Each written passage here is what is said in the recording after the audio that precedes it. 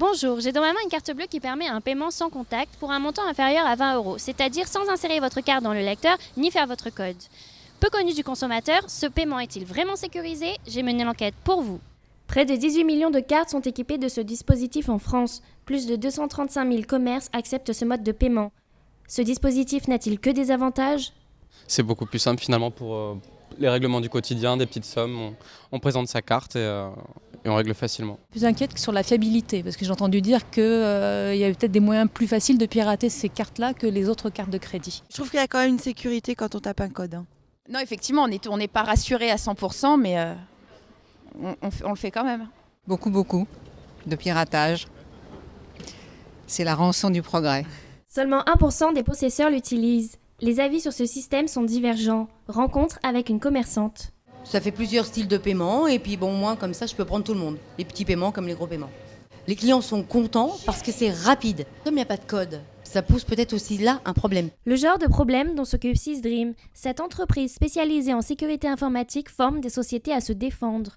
Parmi ses clients, le ministère de la Défense et plusieurs industriels. Décryptage des failles du système du paiement sans contact avec Pierre, formateur chez Sysdream. Alors le paiement sans contact, c'est quelque chose qui est plutôt sécurisé. Le principal problème, en fait, il est très simple, c'est que comme on ne demande pas à l'utilisateur de taper son code PIN, évidemment, quelqu'un qui approcherait l'utilisateur peut l'inciter à son insu à faire un paiement.